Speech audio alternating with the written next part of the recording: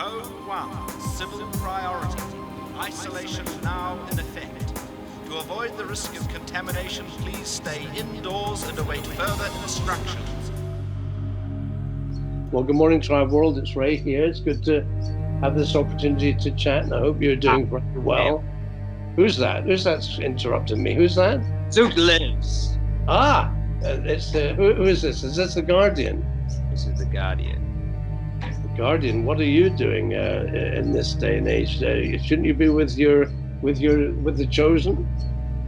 The Chosen are my followers. And what are they following at this time? Are they?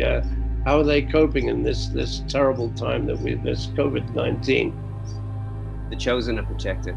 The Chosen is safe. The Chosen are always safe. Zoot leads us. Zoot makes the law. Zoot protects.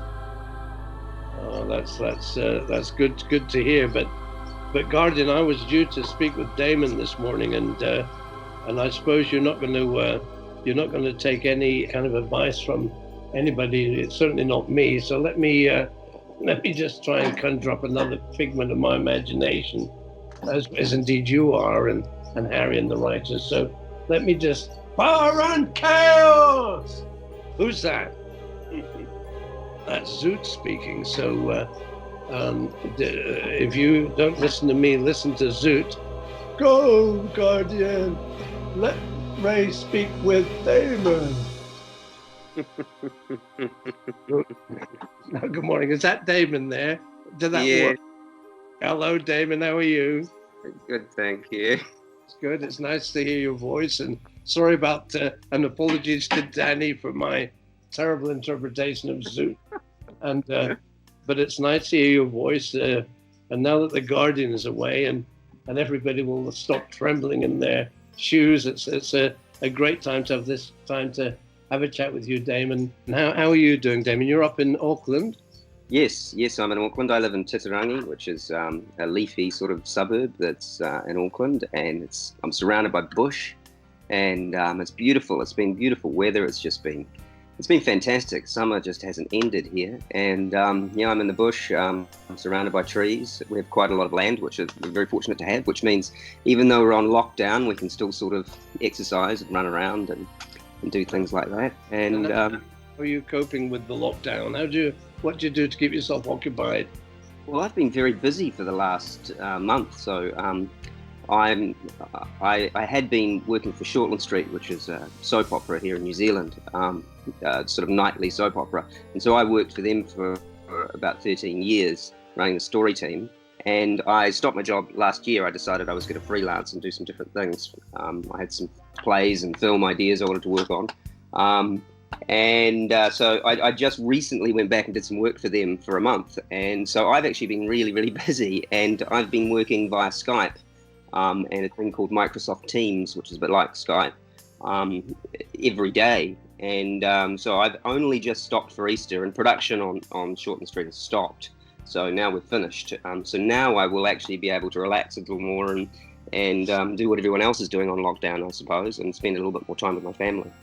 That's terrific. And a lot of the tribal fans will know of Shortland Street because it's a very, very popular, iconic title in New Zealand, of course, but it's popular all around the world. And I know many fans enjoy it in England and other countries, and they'll be quite fascinated to know that, as well as your gifts and talents, Damon, as an actor, you write and direct and do you have a preference in each discipline? Do you prefer acting, directing, or writing? I think now I like writing and directing. I think that's what I prefer. That's what I spend most of my time doing now. I haven't actually done a lot of directing for a while because I've been so focused on writing. But I would really like to get back to directing. I love it. I love working with actors, and I've missed that part of it. And the part that I've been doing, Shortland Street, the writing is sort of broken into several components. And so there are storylines written where you work in a team who come up with the ideas for the stories, and we write those into a sort of a prose document. And then those are sent out to script writers, and then they turn that into dialogue script. And then that is edited by script editors, and so it all feels like the same show. And then it's produced. And so I've worked very, very intensely on the story generation part of it for the last sort of 13 years. So I've been in that sort of area and not so much in the dialogue. I've written a few scripts and things, but not a lot.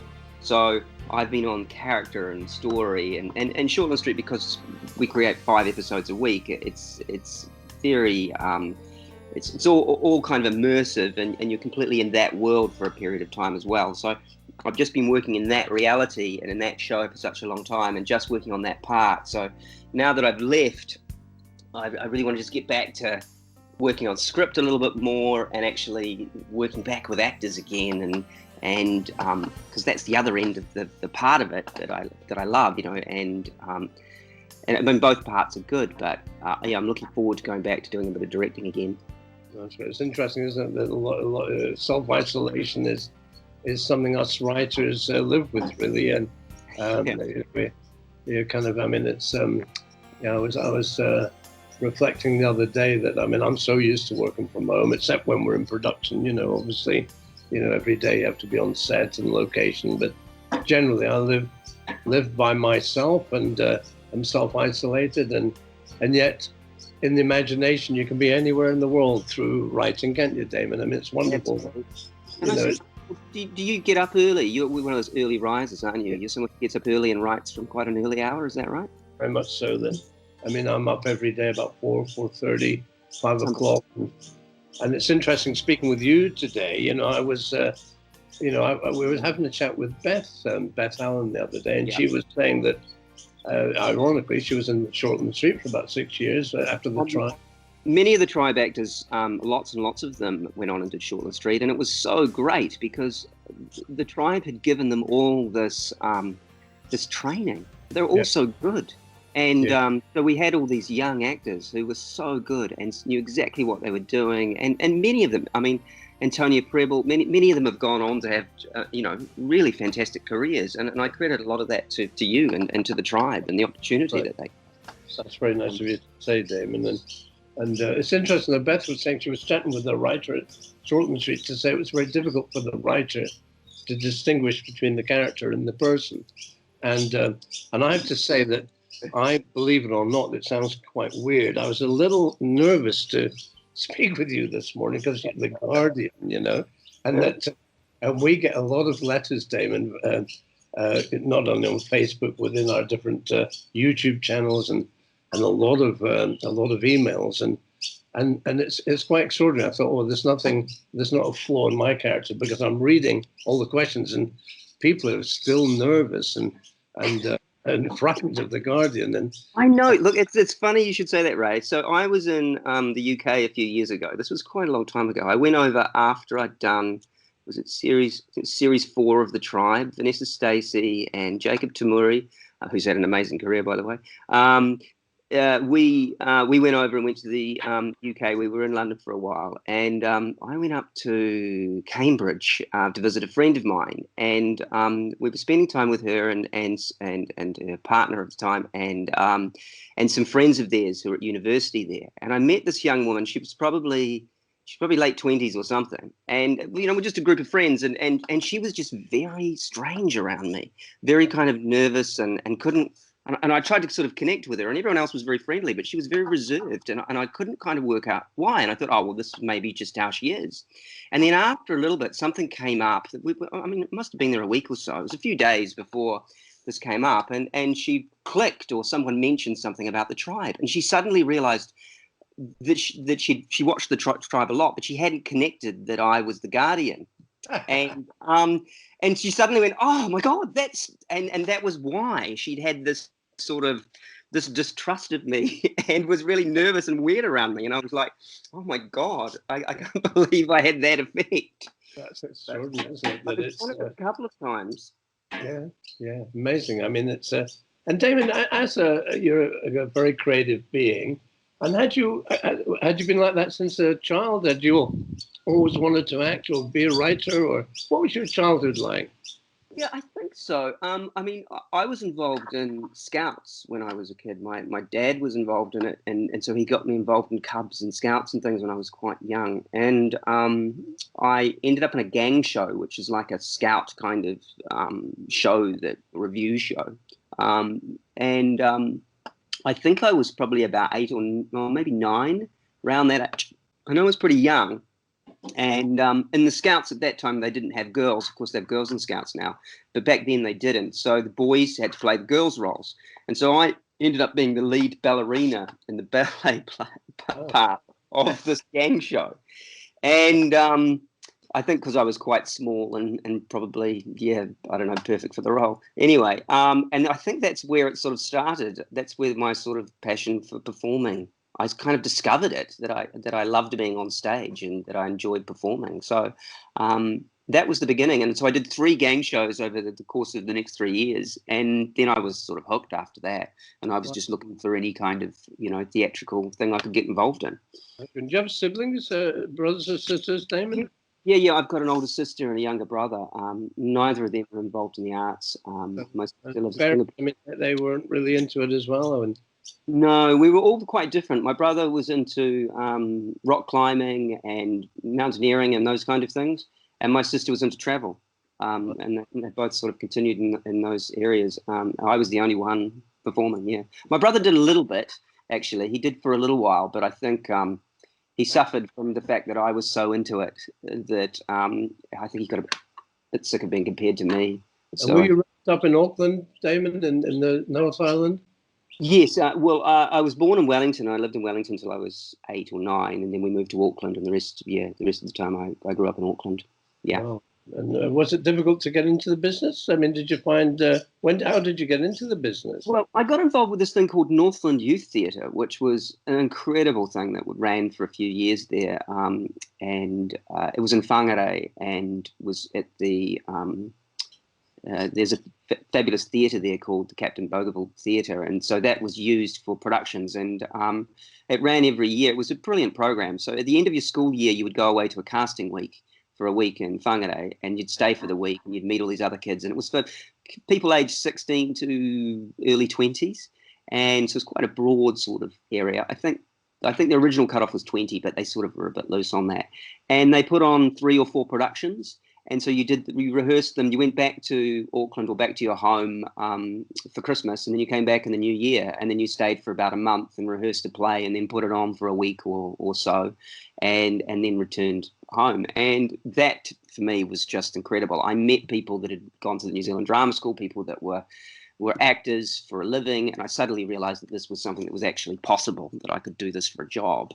And once I discovered that, I was sort of hooked. And so then my goal became to get into Toi Whakaari, the New Zealand Drama School, which I did after I left school. So I think I did 1 year of, they wouldn't take people straight out of school, so I had to do a year of something else. So I worked for a little bit, and I went to the Northland Polytechnic for a year and did a drama course up there. And then as soon as I was eligible, I auditioned for the New Zealand Drama School, which I got into, and did 2 years of training there, and then once that was done, I was just eager to do theatre. So I worked a lot around the country in community theatres. There was a court theatre in Christchurch and the Auckland Theatre Company in Auckland, and where else did I work? A lot of touring kind of shows, and a bit of film and a bit of television, and just anything I could get my hands on, really. Isn't that great? And how did the tribe come about for you, Damon? The tribe, really interesting. I was the oldest cast member. I think I was 29 or about to, I think 28, 29, which was quite old when you think that the virus was supposed to kill everyone 18 and over. But anyway, I looked youthful, so that was lucky.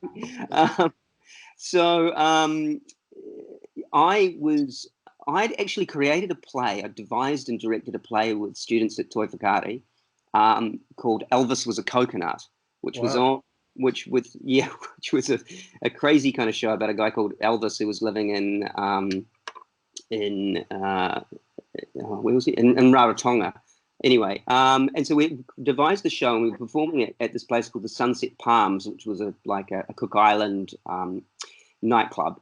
And Jeff Husson came to see it. And I think he had seen me on stage in a few things before that. I'd been in a few plays and various things around Wellington, and he'd seen me on stage, so he knew who I was, but I never knew him. And I was actually, because it was a small production, I was actually taking tickets at the door because we were doing everything. You know, it was one of those plays where, you do the lights and absolutely everything. And I was taking tickets when Jeff came in, and he sort of introduced himself to me, and I was kind of like, I didn't know who he was, and I didn't know whether he was sort of legit either, because he was saying he was this producer of this company, Cloud9, and I was like, okay. And then he said, look, I really want you to come and audition for this role. I think you'd be perfect for it. And I was like, all right. Okay, I didn't really take him very seriously. And he says, it's the show called The Tribe. And he didn't tell me much else about it. But he said, look, call your agent tomorrow. And I went, okay. And so I called my agent, and she said, oh, your script's turned up for you. And she didn't know a lot about it either at the time. I think you'd done one season. This was the beginning of series 2, I think. Okay. So you'd done one season, but she just said, oh, it's an English production company, and it's on Channel 4, I think, and Channel 4, yes, Channel 4, was it? Channel 5, sorry, Channel 5, isn't it? Yeah, in the UK. And so I thought, oh, okay, great. And thought, oh, it must be an English accent. So, because there was not a lot of other information with the script. And so I just went into her office and put my audition down on tape, and I did an English accent. And then I got a phone call, and they said, yeah, you got the part. And I was like, what? It just seems so extraordinary to me, because usually you go through a process of auditioning with a bunch of other people. None of this sort of happens in this kind of way. So it was all a little bit weird. And then the next thing, I was kind of going out to the production and getting fitted for a costume. And I suddenly realized the scale of the production, and I was having a bespoke costume made for me. And I was like, wow, this is amazing. Okay, this is a serious production. And I didn't really know about it. And then, of course, I think it was Gavin, who was the wardrobe guy. I think he said to me, I asked him, I said, oh, so it's English accents because it's an English show. And he said, oh, no, it's American accents. And I was like, oh, okay. Oh, all right. Okay, I'll change my accent. So it's extraordinary. And for the listeners, Jeff Husson was a very talented man, a lovely guy, our executive in charge of production. And I remember Jeff showed me the audition tape, Damon, and I knew instinctively within 5 seconds. I thought, wow, that's the one, And I was very taken with your kind of talent and your gifts as an actor, and The Guardian was a very important role. I mean, a lot of people, within the kind of Tribe fandom, even to this day, Damon, even when we're discussing before we recorded the 3 books, and we can't get any spoilers or give anything away, but The Guardian features even in the books, and within that kind of mystical, kind of that tribal universe is such a central role, and it really was to to kind of metaphorically examine religion, spirituality, prophets, whatever you call it, and so your role really brought it to life. Did you enjoy playing The Guardian, Damon? I did enjoy playing The Guardian. I think one of the great things, the most enjoyable things for me, was I was a big fan of British sci-fi when I was a kid, and I loved things like Doctor Who, and there was a sort of a campiness to those kind of shows, it's sort of not taking themselves too seriously. That I sort of saw in The Tribe, and I loved that about The Guardian, and playing that role, that there was room for a little bit of comedy at times, even though he was quite sort of twisted, and I really enjoyed that, and so I did enjoy playing that character. I was a little bit unsure, I think, at the beginning about whether he really believed what he was saying or whether he was just using it to manipulate people, and I think. At times there was it sort of went through both things. I think there were times when he used the whole Zoot thing just to control people, and I think at times he did actually genuinely, or grew to genuinely believe what he was saying, which I think is true of many of those people who've set themselves up as prophets and cult leaders. And that's what I think you brought to all those layers and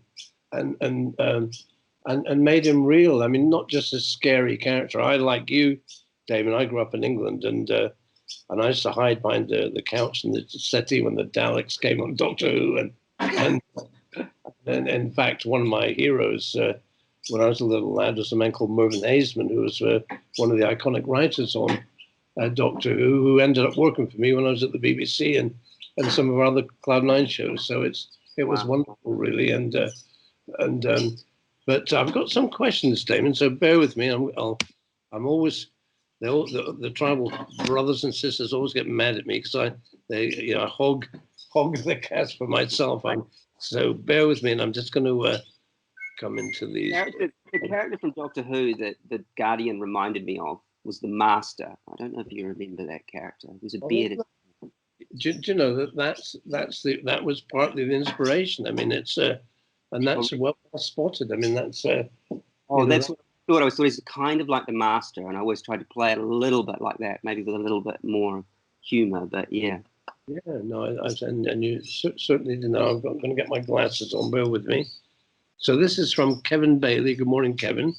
The Guardian had some pretty profound prophetic visions into the future with the return of the prophet Zoot. But do you think his character could have adapted with the latest technological advances to which the technos are reintroduced, or bear with me, or would his vision bring more power and chaos using new technologies? Also, did you have a favorite costume out of the Guardian's wardrobe? So it's quite a two-part question there. So I mean, how do you think the Guardian would have adapted to some of the other technologies, Damon? And I could certainly see how it would have helped him, but I also think he was quite rigid in his thinking. So I don't know that he would have been flexible enough to have adopted the new technologies. I think you had an extraordinary leader in Ram as well, Tom Hearn's character. So I don't know that he would have been happy to have worked with anybody else either. So I suspect the Guardian was a little bit old school and preferred to lean on religion and that sort of faux religion rather than technology. That would be my thinking. And did you have a favorite costume, Damon, of the Guardian's wardrobe? Definitely when the Guardian first appeared, he was wearing this kind of woolen kind of robes, and they were pretty cool. But then I got upgraded to this this sort of David Bowie kind of leather jacket and tight pants and platforms, and that costume was great. It was very 70s kind of glam, and I really liked that costume. It was a bit of a nightmare at times to do physical stuff in. I had to do a fight sequence, and I was wearing the platform and the tight pants, and I had to do this sort of crazy kind of windmill kind of kick thing that Sam, our choreographer, had choreographed, and I ripped my pants. They tore them in the middle of the take, which they still used. I don't think it actually turned up. You couldn't tell, but I remember ripping the pants and also just about going over on the platforms. But the costume was fantastic. That's amazing. And I've got one from Richard Weston. Good morning, Richard. This is interesting. Do you think that the Guardian had mental health issues? If so, did you ever get an understanding on what caused his extreme behavior or his past? That's an interesting question, Richard. Yeah, I think he probably did. He seemed deeply insecure to me. I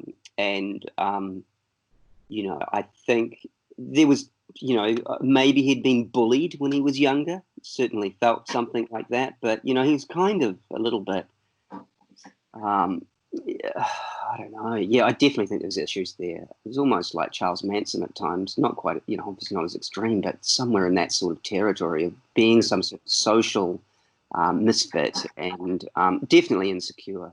Yes. It's interesting, really. The tribe was a terrific through Zoot. The thematic about young people building a better world and the Malrats. Damon, I always say, I was a big Disney fan, and you as a writer might be interested if you may know already, but in Pinocchio, the Jiminy Cricket was introduced as a character of conscience to give some feeling, some depth there. So the mole rats, for all the conflict within the mole rats, surrounding that was the Chosen, obviously, and Zootism, and that's, to not sanitize the world we inhabit. It was very important to show rebellious youth, and so I agree with you. I mean, I think that I'd always thought in my subtext that going to school, somebody like Damon, the Guardian's character, would look to somebody like Zoot or Martin, as he was before he took on the incarnation of the bringer of power and chaos, and just angry youth, just rebelling against the previous generations. And with that, I think if people are insecure, or once they can have that profound effect and manipulate, as you say, it's like the Manson thing, it becomes quite frightening, really. And, you get to the point where you become sensitized and you lose what's right and wrong. And then it does go into another realm, doesn't it, really? Absolutely. And also with characters, the most interesting thing is their flaws, always. And it's always the most interesting thing to play as well, when you can look at where someone's insecurities lie, or, what's actually flawed in a character. So, and I think that was one of the nice things with The Guardian. There were plenty of flaws to delve right into. Yes, I've got one here from David Cullen. David Cullen says, "Good morning, David. So loved The Guardian, probably the best villain on the tribe. Thank you. Would love to know what you would have liked to have happened with the character after his brief return at the end of season 5. Just with that, David, I'll just confine that to, what you would personally like, I suppose, because we do pick up, obviously, in the books for the equivalent of seasons 6, 7, and 8. So Damon, if you ignore all that stuff, what would you personally, as an actor, would have liked to have seen happen? Do you have any thoughts on that? Oh, of course, I'd want him to take back control. As an actor, the most fun bit was when The Guardian had his office in the mall, and that was great. As an actor, you feel like you've arrived on the show when you get your own set. And as soon as I had, my own set, that was just great. It was like, oh, now I feel relaxed and feel like this is an important character. So he got kicked out of the mall, It's like the mall's the central anchor for everyone in that show. So, of course, I would have wanted him to get the mall back. Yeah, no, hold on, that's a good... I've got another one from Sophia Stew, I think it is, SCHU. Excuse me. Hello, Damon. I adored your performance as a Guardian. Thanks to you, he's my all-time favorite villain. While shooting the tribe, you were older than the majority of the cast. How was filming with younger colleagues? And also, how did you feel portraying a teenage cult leader while in reality being an adult? Zoot be praised. Stay safe and keep the dream alive. So that's you've touched on that a little bit, Damon. When you said you were what, 28, 29? So not too much older, really. But did you feel that you were older when you during the cast, or? I did a bit. I think the cast had a year, or they did a whole season together, so they were very connected, and a lot of people were living in the cast house as well, so they were very connected with each other, and so. I did feel a little bit of an outsider because I was guest cast, especially to begin with. I think later I might have become core cast, but I was definitely guest cast. So you always feel as a guest that you're a little bit outside the kind of core group. And with them being a bit younger, I sort of felt that too. But still, they were such great actors and great people. And I became good friends with a lot of them. And the people that I did a lot of scenes with as well were the ones I really got to know. Antonia Preble, for example, her and I did Trudy. We did a lot of scenes together, so I spent quite a bit of time with her. She's fantastic. And these people. There was a wide age sort of range too. I think some of the youngest when I was there was sort of 11 or 12, and then others were sort of more 18, sort of 19, I suppose, like Dwayne and Caleb, and. They were all very mature because they'd been involved in this production. A lot of them were living away from home, and I made some really good friendships. Caleb and I spent quite a lot of time together after the show. We used to hang out quite a lot, but he, of course, lives in Alaska now, I think.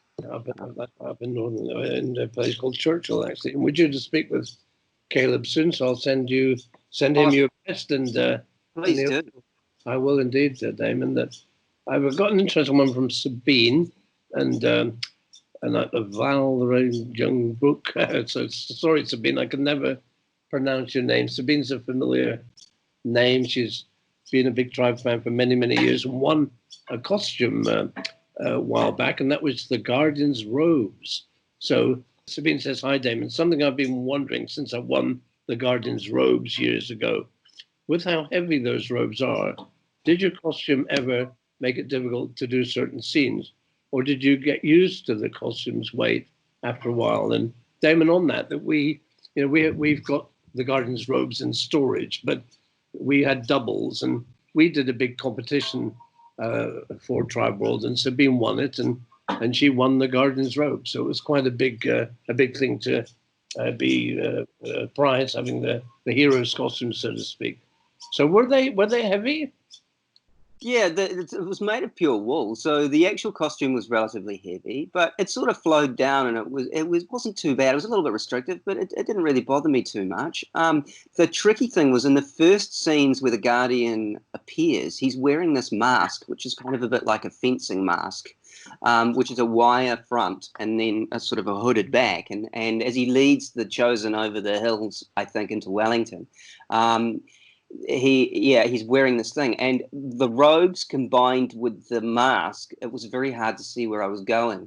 So although you're supposed to be this scary, cult leader leading the cult over the hill, it was hard not to trip up, which would have looked really silly. And I actually think I think in one of the blooper reels, you see us walking over the hill and then I trip or something. So that was the most difficult thing. One thing I remember that actually, but there's one on the beach where you're walking and you've got this troop of the Chosen behind following, and you're walking towards the as the tide's coming in, it looked like you're going to walk right into. That's right. And then I swerve off. That's right. And join Zoot, you think like that. No, it's incredible.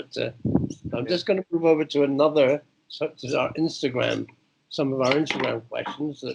Bear with me. So this is from Tay Torbay on Instagram. Question for podcast for Damon. What was your inspiration to get into character for the Guardian? Did you draw on any? Well, I think that comes back to the Doctor Who stuff that we were talking about before with the Master. The Master was definitely my inspiration, and Doctor Who. I mean, that was how I kind of, approached it largely, I think. And then, of course, I guess you reference other religious cult leaders, like the Charlie Mansons and those kind of crazy, insane people. But I always want to make sure that you didn't. I mean, sometimes I worried that I went a little bit too far into the psychopath territory. It was a kids' series, and I think there's something about scaring young people. And I loved being scared myself as a kid watching things, but I never wanted them to be too crazy. So it was. I like those moments where you could pull it back from, too insane, and be a bit lighter. But yeah, I think Doctor Who and the Master would be my main. It's interesting, David, because you also brought a degree of vulnerability to the role, which I thought was terrific. And you could then believe why somebody like Tai San would have found sympathy or, kind of recognizing and responding to that vulnerability. And that's a testament to your gifts as an actor. It's not easy to bring those layers, And it wasn't just that one-dimensional psychopathic, sociopathic element that, you did, and I think that's why the characters resonated. And the fear is that it's the fear of that kind of utter belief in what you were doing, which is really scary. I mean, it's quite interesting. And to this day, as I say, so many of the cast are frightened of that character, but and not because of because of the intensity and the kind of I suppose the zealot kind of conviction of it, which is pretty scary for extremists, and so it's interesting. So I got one from Matthew Jones. Good morning, Matthew. Again, Matthew is a regular Tribal fan who's been with with the show for years and years and years. So love The Guardian, hands down, one of my faves. Can you tell us any stories from the show we might not have heard before? By that, I suppose, anything sticks out, Damon, in any funny parts or sad parts or anything that on and off set that might stick out in your memories? I think the strongest thing for me would be the friendships, I suppose, that I made, and people like Jacob, like Jacob Tamuri, who I became good friends with through the filming of it. Those connections with people that I otherwise wouldn't have met. And Jacob and I and Vanessa, we went to the UK following the tribe and spent some time over there. And Jacob and I toured around in Italy together, which was a lot of fun. And Vanessa and I spent quite a bit of time together in London. Good to speak with you, actually. But what did you do in England, Damon? What were you doing? You were out there working or just touring? Or? Well, yeah, I was trying to get work. So because the tribe was popular at the time and it was still on air when we got there, I had a shot at having a bit of an acting career over there, and I did get cast in a TV series called Urban Gothic, which was a sort of precursor to Black Mirror. I think it's the same people made it, and so I ended up doing an episode of that, which was a lot of fun, and tried to get other work, but I think I was probably there about 6 months or maybe a little longer, but I actually found it quite difficult to get work as a New Zealander in the UK, and decided to come home and refocus on more writing and directing stuff. Yes, and going through Italy with Jacob, that would have been interesting. And did you enjoy that? Yeah, that was really good. Yeah, that was fantastic. I had a friend over there who was a model, so he was living in Milan and he was been working as a model. And so we went and stayed with him and got a little bit of insight into that world, which was fascinating. And then we went to Florence, and we stayed in Milan and went to Florence and Rome, and caught trains around and things. We were there for a couple of weeks, I think. It was great. It was really, really good. It's a lovely country. It's a shame they've really been struggling in this time with the virus, haven't they? They've got hit really bad and hard. It's a real tragedy. It is. It is. It's really sad. And of course, Jacob has done tremendously well, hasn't he? A lot of the fans feel very stuntman. That's right, and a tremendous guy. That well done to him, and incredible hard worker and incredibly focused. Jacob. Gemma Wood is that a segue into a question, Damon, from Gemma Wood. Good morning, Gemma. Hi, Damon. Out of all the people you work with in the tribe, who did you really get on well with, or was everyone scared of you? Laughs out loud. I don't think people were scared of me. I hope not. Who did I get on? I got on very well with Jeff Husson. I mean, he was incredible. He was the one who gave me the role in the first place, and he also helped me into directing. He was the one who invited me to come back and direct. So Jeff was fantastic. Also, I really connected with Caleb. We did a lot of martial arts together, and Sam, who was the fight choreographer. Caleb, and he actually was incredible. Sam, he took a lot of the cast in his own time and taught us how to do various fight choreography and actual martial arts stuff, which was great. So I trained with him for quite a while, which was a lot of fun. And Caleb, Jacob, of course, I was very close to, and same with Vanessa Stacey. We became good friends as well. So there were a lot of people. Wardrobe people were fantastic. I remember them really well. I still see some of them around, still work in the industry now. It was a really great team, and I think credit to you, Ray, because you really created a family feeling with cast and crew, and there was such a great spirit on that show, and people enjoyed their jobs. They loved going to work. They loved working on it. You had such brilliant creative talent right across the board. Thank you for that. I mean, it's important that, I've often said that, when you cast somebody, you cast them not just for their talent, but it's the spirit. It's people that want to join you on this journey, and I'm proud of the whole cast and crew, and undoubtedly there was a lot of talent there, but fundamentally really like tremendous human beings, Damon, and yourself included, who, really pushed the envelope and were sincere in what we're aspiring to do. And so, no, I think it was very, very special. And yeah, like a family, as you say, and we were a tribe within a tribe. And that's terrific. I've got one from George Jones, who actually, George, good morning, George. I think that's the same George that did a podcast once and interviewed me. I hope you're keeping well, George, and thank you for your question for Damon. And the question, Damon, is, what was your favorite scene you ever filmed? Did you have a favorite scene? That's a good question.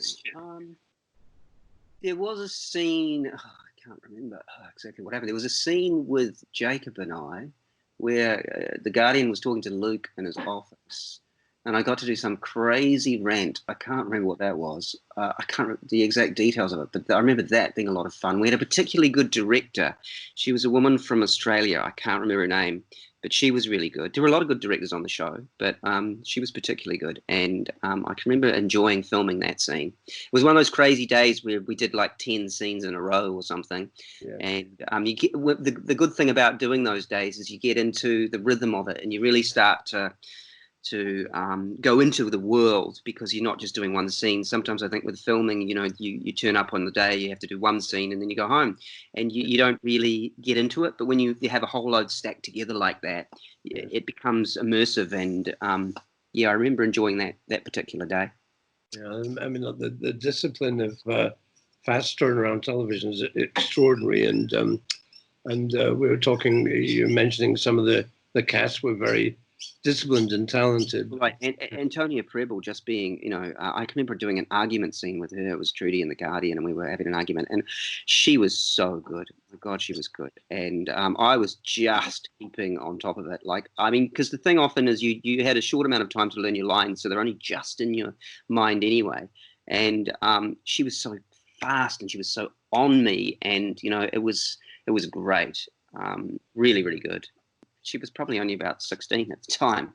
Just extraordinary. And so I've got an interesting one from Kathy Hyman. What does Damon think that the Guardian would say to his followers about our current circumstances? Well, that's interesting, isn't it? Well, something self-centered probably and Zoot-related. I mean, the thing about the Guardian, I think, is that he always twisted things to his own advantage. So he would be one of those leaders, I think, that would do the same in this current kind of world. Probably try and shift himself away from blame and responsibility, and manipulate any vulnerabilities so that he could better his own tribe and his own situation, unfortunately. And I think, unfortunately, I think there are some people in the world, some leaders that have done this in our current situation. And I think the best leaders are the ones that are genuinely trying to confront, honestly, the situation we're in and help as many people as possible. Yes, thank you for that. Now we've got one from on our YouTube channel from Jared Roper. Good morning, Jared. Why do you think the Guardian idolized Zoot and created The Chosen? I mean, and what was the hardest part of becoming the Guardian? I suppose the second part of that question is easier, because the writers had you had to deliver what the writers had written. But yeah, that's right. Yeah. Own thoughts. I mean, did you clearly maybe had a subtext? You understood that probably the Guardian idolized. I mean, a role model. He looked at Martin Stroke Zoot as a role model, and that's probably why he idolized him. Or, as you say, maybe he was kind of manipulating his followers, Zoot's followers, kind of using it opportunistically, really, for his own. To some degree, but I think there must have been, you always want to personalize things, and I sort of feel that the Guardian must have had some relationship with Zoot beforehand where he looked up to him, yes. Surely, and that's just sort of got bigger through, the events that have followed. Yeah, yeah. And the second part, in terms of what was it, the preparing? Yeah, I think. In terms of preparing, yes, of course you have to. I mean, the interesting thing about working on a series like The Tribe is that you get your scripts and you find out what you do next. So to begin with, everything ahead is dark. You don't know what the future is. You don't know what's going to happen for your character. You just get a few pages to try and work out who this person is and build some backstory from. And then as it's revealed to you as you get more and more scripts, you go, oh, that's what that was about. Oh, that's what the character, so the constant revelation and a deepening of your understanding.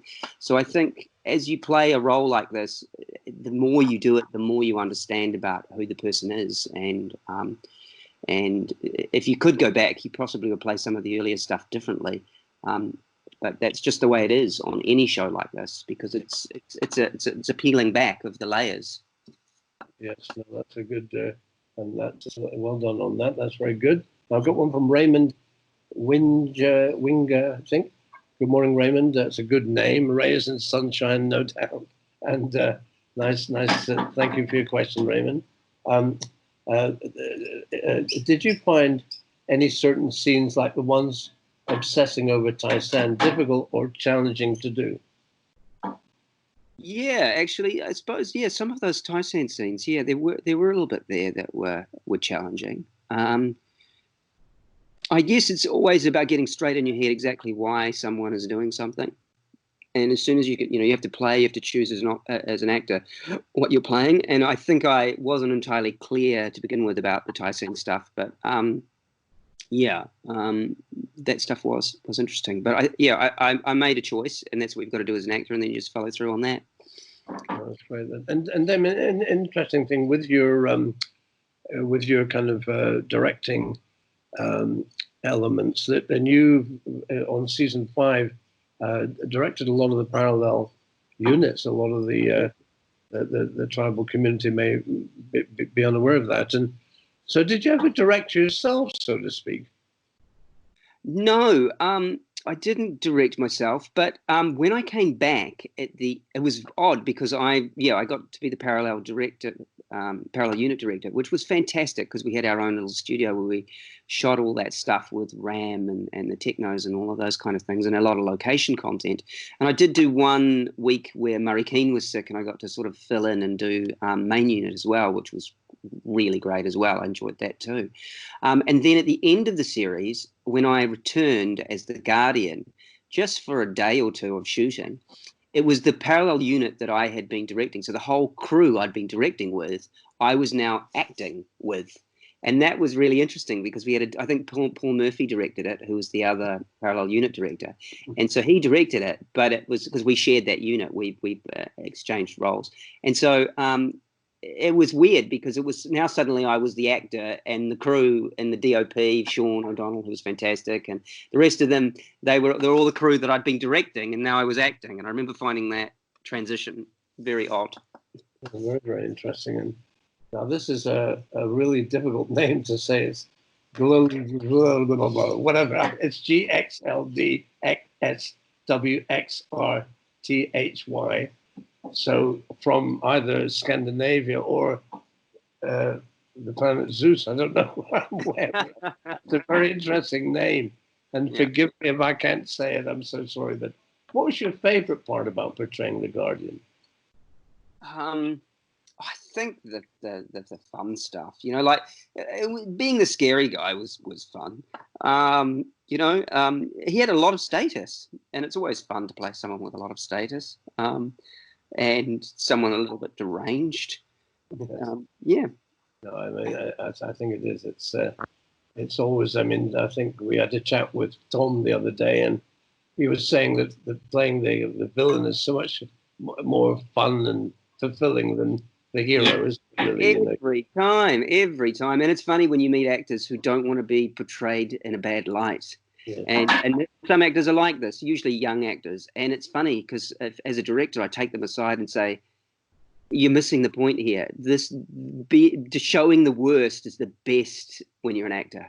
Showing your flaws, showing all of the ugly sides of things. That is the fun. That is the joy of acting. You don't want to look good. You want to show the worst sides of humanity in a way. The more vulnerable and the more you can put out there, the more fun you can have and the more accessible what you're doing will be. So, within the soul is that capacity to go to the dark side, which I suppose is why to coin a phrase like the Star Wars. Yeah. has been so popular. I mean, it's I mean, that Darth Vader is the most well-known character, I imagine, from Star Wars. I mean, yeah, the Emperor and Darth Vader, and it's perennial, really. And I've got one from Blue Eyed Babe. Good morning, Blue Eyed Babe. I hope your blue eyes are keep it blue. You know, but nice to hear from you, and thank you for your question. Was there another character you would have liked to have played in the tribe? My simple answer to that is no, because like we were just saying, I think the villain is the most fun. I think Ram would have been an interesting character to play, but that's just playing another villain. I think Luke's character was an interesting character too, because he played that that difficult role of he was between. He could go either way. He could either go for the good side or the bad side, and to be caught between the two worlds, I think, is an interesting dilemma for the character, and that would have been an interesting thing to explore. Yeah. And Damon, it's interesting that you with your talents and gifts as a writer, and currently I've been doing storylines, and I mean that's interesting. Does that come as that perspiration or inspiration? I mean, do you waking up at 3 o'clock in the morning and or how do you go about your writing when you're writing? Are you able to just sit down if you're starting at 9 o'clock and do it, or do you procrastinate? And how do you go about that? It's an interesting process, isn't it? Well, I as a storyliner, I was working in a team, so every Monday we would meet at 9:30, and then we'd have until 6 that day to work out the stories for the week. So it's very much there's a time pressure, and you don't have time for writer's block. You just have to get on and come up with something. And in terms of where the inspiration comes from, it always comes from character. So you always start with who are the characters and what are the flaws and what are the desires of those people. And you get more out of it's always about what they want and what's the obstacle and what are their flaws and what do they need to learn and what's the worst thing that could happen to them is often a question I ask myself with characters for finding story. And I think if you focus too much on plot, I think that's where I get a bit lost. And in terms of waking up in the night, the times I wake up in the night is usually when I've already started to write a story and then something about it isn't working, feeling right. And then I wake up at 3 a.m. and it'll be playing on my mind and I won't be able to go back to sleep until usually what happens is I come up with some solution. I find there's something that's worked in the back of my brain and I'm like, oh no, that's what needs to happen. But it's about feeling your way in the dark, I think, writing. Yeah, it's an interesting process. I mean, I have a love-hate thing with it, you know. I mean, I don't know. I mean, living with the blank page is a nightmare for me sometimes. And I think, and it's like a self-inflicted nervous breakdown. I mean, but it's why am I doing this again to myself? Yeah, and I keep saying, well, why am I doing this? And my wife would be saying, look, why are you doing this? Because I'd be anguishing and pacing around and with that kind of manic and temperance, almost like the Guardian in many ways. And I'd be saying, I love it, I need to do this. And but I mean, I love it until I start it. Then I keep procrastinating, Damon. I'm terrible. I always put it off, and I need a deadline. You know, it's there's nothing like a deadline. I think that's the way to do it. Oh yeah. Also, the thing with writing is it's great when you've done it. You feel really great when it's done, but the doing of it is nothing but hard work. It's hard. It is really, and it's and I'm always in awe of anybody, and I love there's a brotherhood, a sisterhood in our industry. I mean, I love anybody that can fill the blank page, you know, and so many people are critical, and it takes no talent to point a finger and criticize, you know. But I really do. I love writers. I love that somebody can fill that blank page, and that's the creative process. And there's obviously a creative process in all other elements, but they're interpreting something somebody's created and bringing that creativity in a subsidiary form. But it's a fascinating process. And it's always with the writer, isn't it? And that's where it all stems from, that initial inspiration. Which brings me to a question for you, Ray. What was the inspiration for the tribe? Do you know where that came from? Yeah, very much so, Damon, and that's a good question. I mean, I grew up in the '60s and came of age in the hippie days, and influenced by the music of the Beatles, particularly John Lennon, with the Vietnam War happening, and really I just became intrigued. I mean, I was young and idealistic, I suppose, where I believed that the previous generations had screwed up, and that I couldn't understand the war in Vietnam. Young people being drafted, sent away. I could understand the reason for the Second World War. That was a just war, but also just music and expressing oneself and free love and flower power and it was just an amazing time to grow up. And so I was always intrigued with that. Also, I'm quite interested in indigenous cultures, and I speak a bit of Native American Indian, like Apache, which is not as good as German or French, I have to say, when you're in Europe. But so just I like the markings, and I like the looks, and I like the culture. And so I had always wanted to really, kind of have young people with no adults to guide, rule, or protect them, to really, be let loose and to see what they could do, and a vehicle to explore themes of self-reliance, social justice, technology, and that's why we interwove. You mentioned Tom and the kind of technos earlier, like virtual reality and all of these elements, and your character, the Guardian, through Zoot, was an element to really show how religions come into being. And I could imagine 1,000 years from now that the parables, the stories, when it's handed down, would have, for the Guardian and the disciples, all of this. It's just quite fascinating, and different ideologies, and so it's and it was a difficult one to get away, Damon. Nobody could see it. All the broadcasters thought I was crazy, and it was only Channel 5. We had to finance a lot of it ourselves, and because they pigeonhole it. It's either a children's series, a teen series, and I always thought it would find a bigger audience, and indeed it did.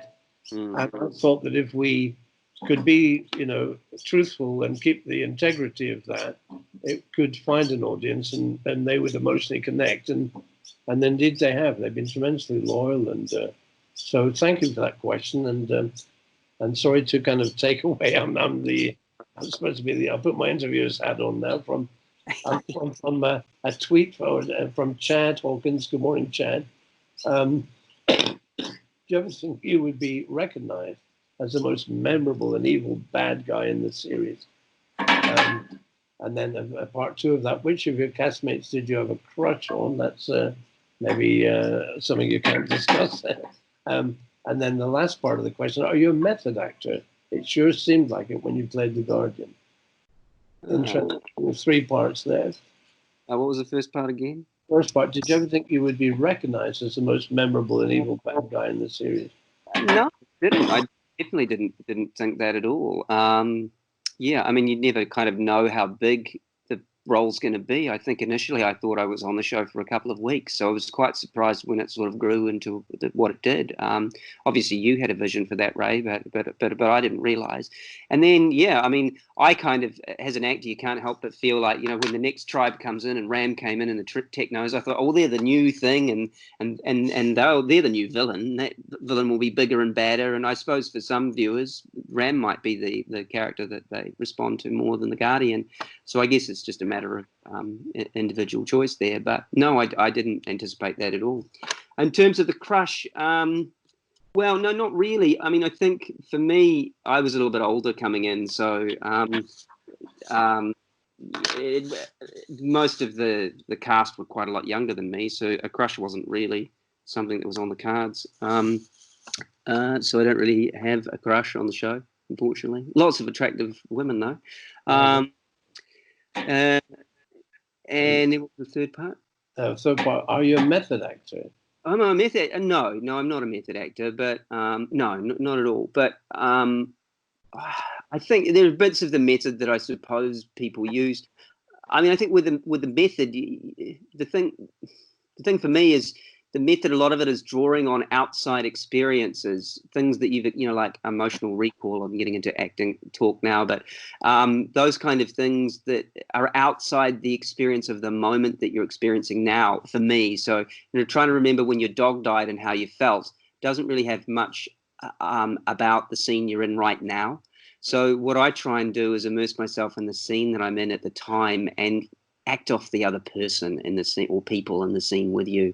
And one of the great things that I learned early on is that you get your performance from the other person. So you're not concentrating yourself, you're concentrating on them and on giving to them and your connection with them. And that takes your focus off yourself and allows you to open up and be kind of honest. So I think the hardest times to act are when you have to do a scene for whatever reason. There isn't another performer there. There isn't another actor, another person you can connect with. But I find if you look into someone else's eyes and you respond to how you feel towards them, you access the truth in yourself. So that's probably the method I would use. That's good advice to anybody aspiring to come into the business. And I have to say, Damon, I mean, you are a very talented man and a very gifted man and a tremendous actor. And you brought that Guardian to life. I, Harry, the writers we would write for the Guardian, I certainly had the storylines. It's you guys bring it together, and so well done. And I think you did a tremendous job and inspired many people and frightened them as well, I have to say, me included. I used to come into the office and sometimes want to hide behind my couch. I thought, oh my God, when I thought that it's very bizarre, and that's a testament to your talent. And so, Damon, our hour has passed by so fast, and it just flies by. I was just coming back to our current situation. I often ask members of the cast within the podcast that, that we have a collective conscience right now, although the world is going through what we're all going through. We're all kind of faced in this surreal, it's almost like we're living an episode of The Tribe, but there's some very frightened people, some very anxious people. And do you have anything that you'd like to say in that regard? I mean, philosophically, that they might take comfort? I mean, to take it one step at a time, or whatever. How do you deal? Are you an anxious person? I don't think I am. I think at the moment the main thing is being with family and being with those you love, and seeing the positives in this. I mean, obviously there's a lot of pain in the world and there's a lot of negative things going on, but also this is an opportunity for us to reconnect with each other and ground ourselves and remember what is important, and also reflect on some of the struggles that the previous generations have been through. We've been through a very, very lucky period where, by and large, in the Western world anyway, we've seen a lot of peace and we've had a lot of things. And a lot of those things are off the back of sacrifices that previous generations have made. And so we can take solace from that. And I think we can sit back and contemplate where we're at and think about what we want moving forward.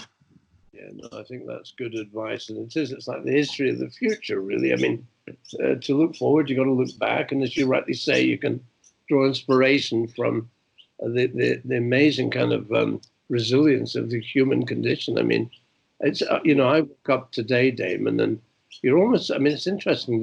You become sensitized to matters, and it becomes normalized. Where I think today I'm not going to go out, I can't go out. I mean, it's normal for me now, and I know I always joke about it. It's the toilet paper is my new gold. It's what is of value, because the shops are running out of toilet paper, and they're limiting it to 2 rolls. So an achievement for me is if I can get 2 rolls of toilet paper, life is good. It's a great day. And it's become normal.